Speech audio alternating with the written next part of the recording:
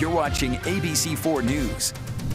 Victims who say they were sexually assaulted by a former Grand Junction nurse in Colorado want the hospital where he worked held accountable. 61-year-old Christopher Lambros is accused of sexually abusing and videotaping drugged patients. Jennifer Kowaleski sitting down with two of the victims. It hurts. I don't even know what to feel anymore. There really isn't a more vulnerable place. Unconscious, on life support in the ICU. I was his last victim. And thank God for the nurse that walked in on him.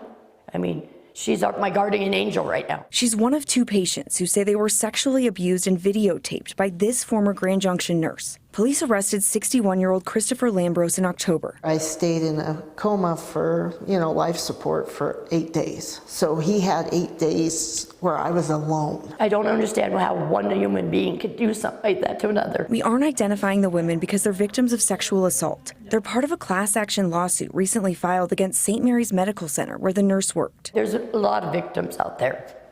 That's pretty much where I'm at.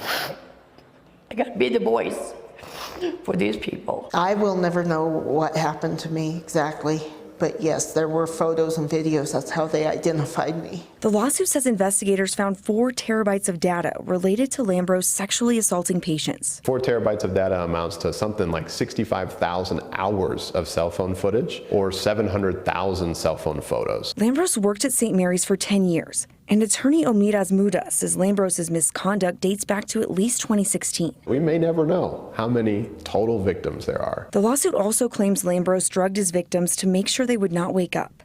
In one video, police say Lambros chillingly whispers to the camera, quote, "Don't ever get rid of these videos, and you need to keep them forever. This is your Dexter collection." His comments are in reference to a TV show about a serial killer. That confirms that Nurse Lambros has maintained a very long and large collection of what he believes to be trophies, and what they really are scars, scars on our patients. As Muda says, the hospital should have done more to protect patients. Our allegation is that if they didn't know, they should have known. St. Mary's needs to do the right thing for their patients. Why is it important for you to be here today? Because I know nurses' pledge always is do no harm. And anybody that has had Chris Lambros as a nurse could have been a victim.